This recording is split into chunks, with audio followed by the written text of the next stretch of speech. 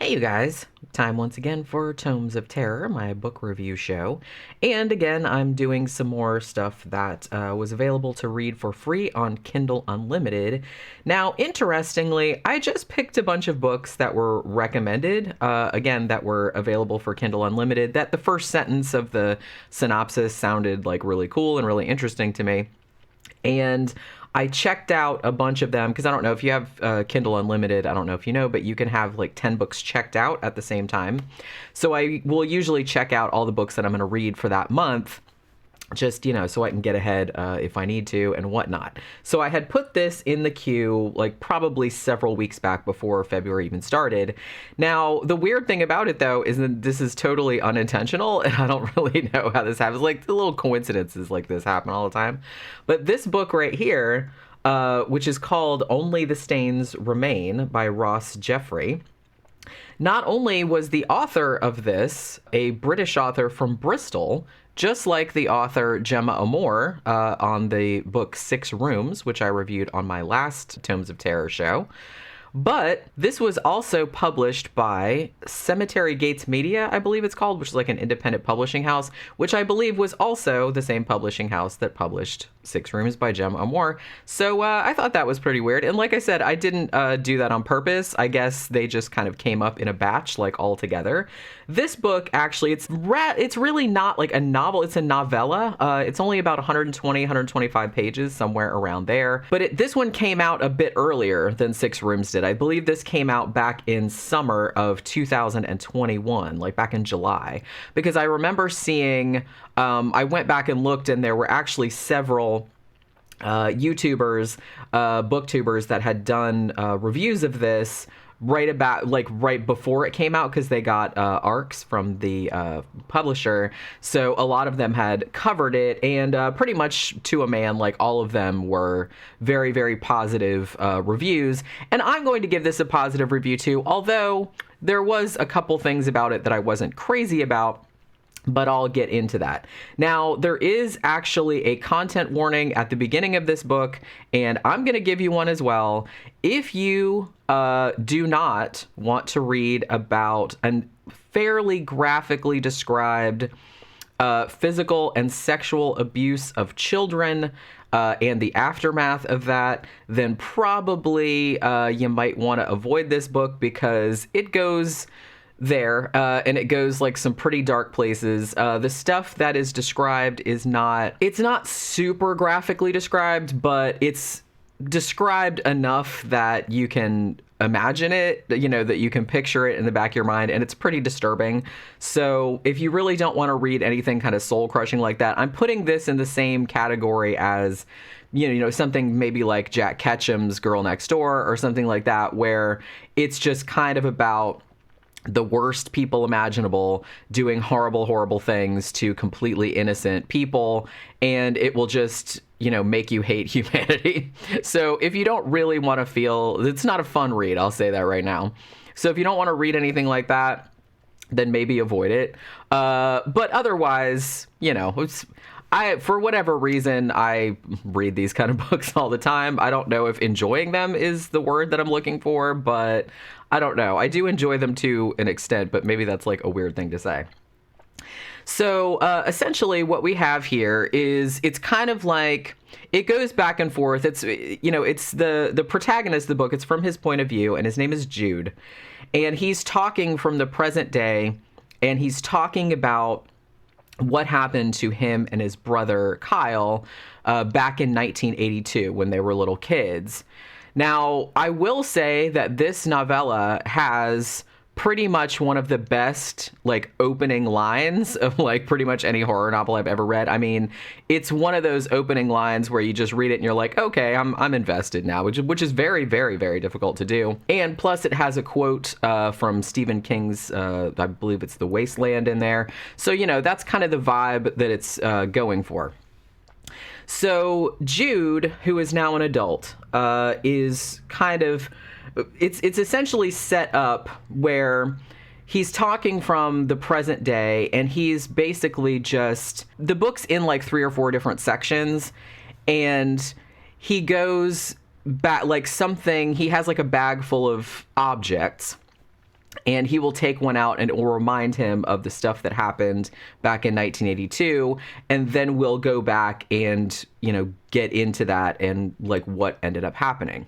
So what happened to them when they were kids? Like, he was younger, his brother Kyle was older, and they had like a very, very close relationship. Kyle was very protective of Jude.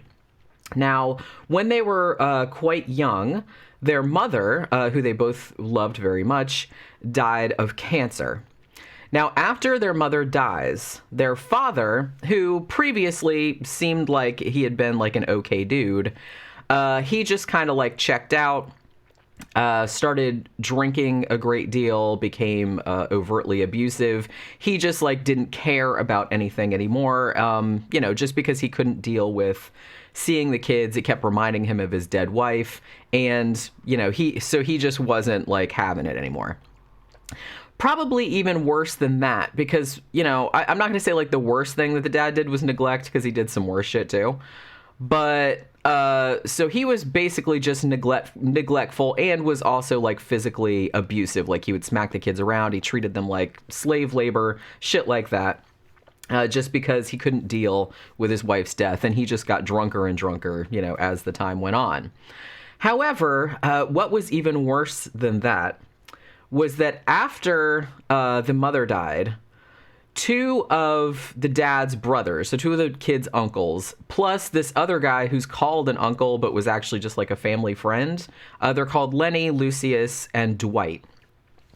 And now, see, I saw some other reviews that said they moved into the house. I didn't get the implication that they moved into the house. I just got the implication that they were just like around all the time, like that maybe they lived nearby and they would come by there. So what these, I'm sure you can probably imagine like where this is going, considering what I said earlier.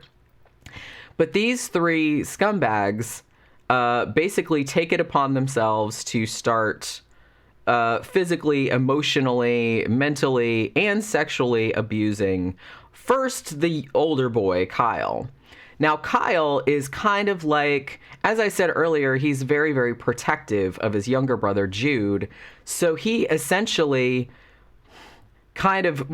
he tries to like take all of the pain onto himself to keep the guys, keep the uncles from hurting his younger brother.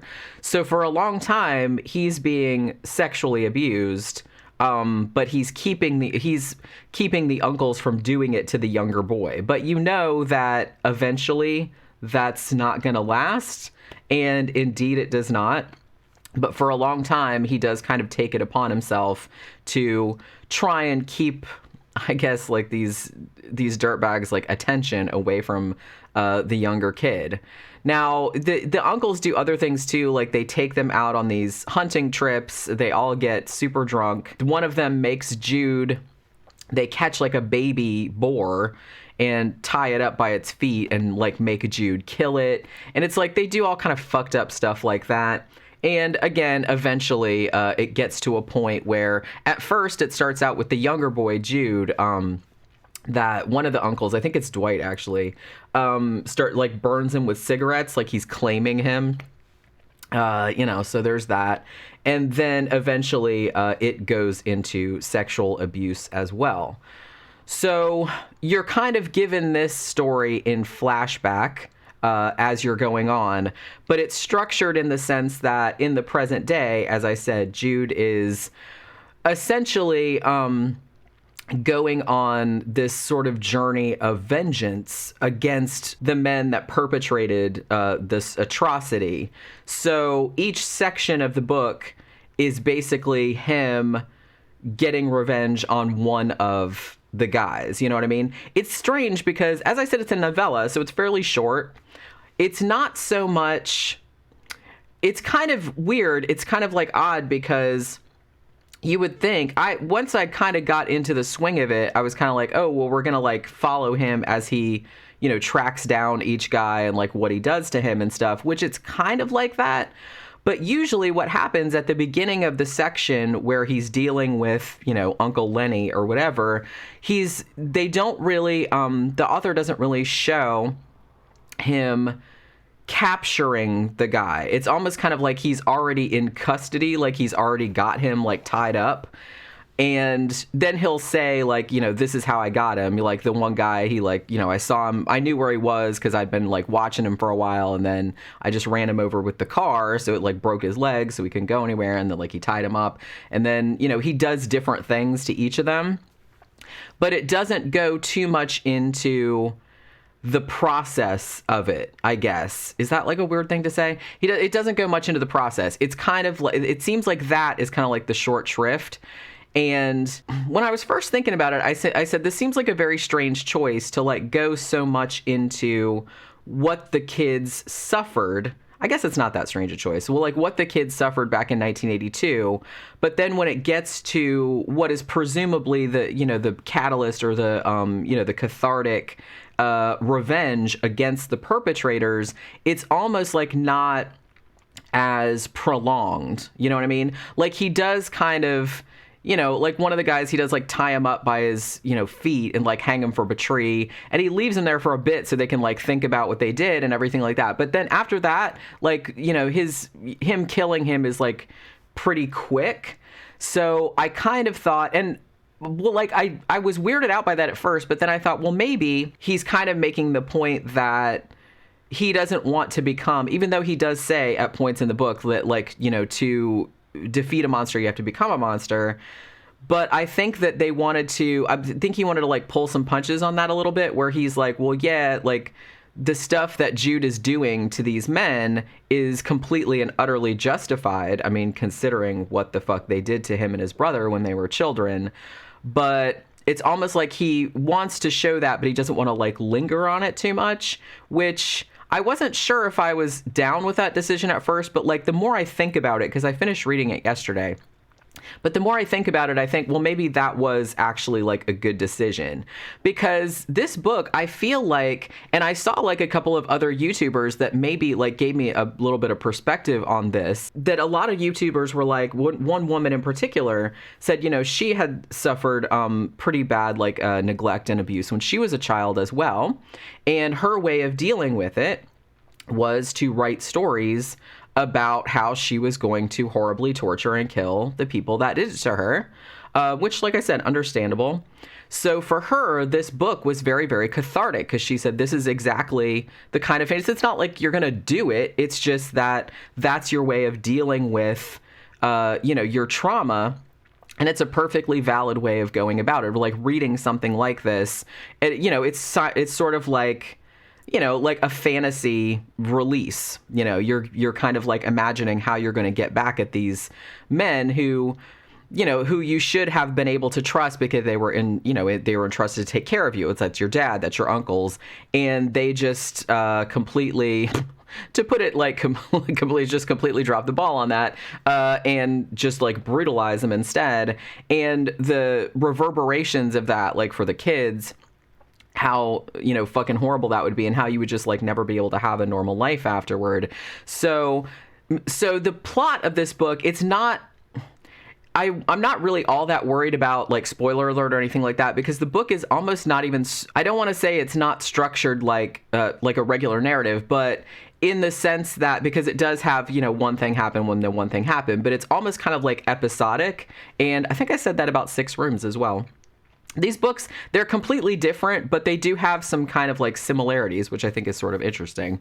And I don't know if it's because the same publisher, or because the authors are from the same place, or I don't know what it was. But they're, as I said, they're completely different stories and tones, but there are some similarities between them that I thought was interesting, in the sense that this one is also kind of episodic, in the sense that, you know, in the future, like in the present rather, Jude is kind of like, hey, I have this belt buckle in the bag, and then I'm going to tell you about what this uncle did to me and my brother back in 1982, and what I just did to him.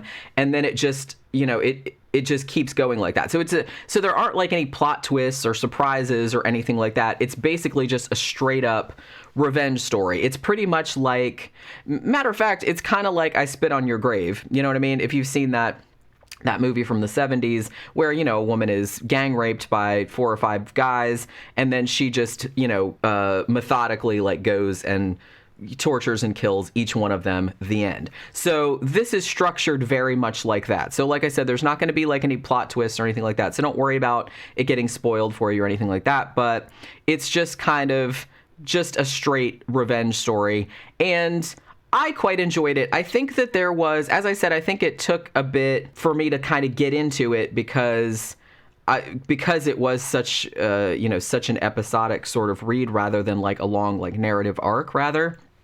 So, but once I kind of got into the swing of that, I, got more into it. The writing is actually quite evocative, like quite beautiful. A lot of it is descriptive. I will say that there's bits that are like a little bit repetitive in the sense that, because he's just, picking off these 4 men one by one. And each time he's kind of like saying he's going to his mother's and his brother's graves. And he's saying, I'm going to get them back for you. I'm going to kill them. That's the promise I made when I was a kid. So it does kind of like repeat that in a way. So it is kind of like that. So know that going into it.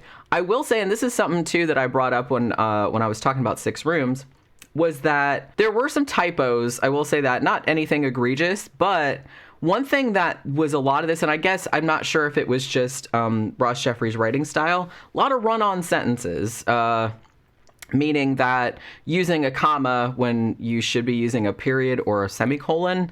So there was that. And maybe that's just like his writing style, and that's cool because you don't have to be completely grammatically correct.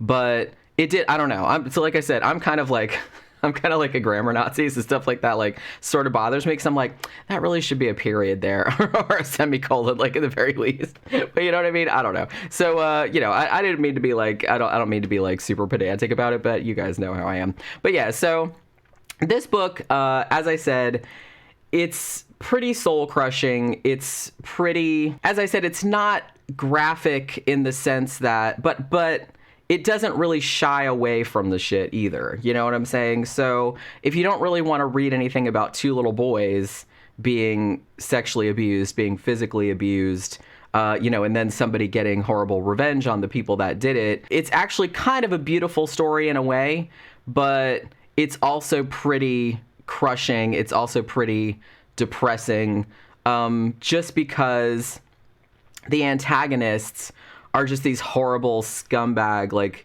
with no redeeming qualities whatsoever. And you know that there are really people like that in the world, and it's just kind of like bums you out. So, you know what I mean? In much the same way that Jack Ketchum's The Girl Next Door, you really have to be like in the right headspace to read that, because otherwise it's just going to make you want to kill yourself. This one's not quite that bad, but it's along the same kind of lines. So it's not a fun read. It's not something you take to the beach or nothing like that, like in the summertime.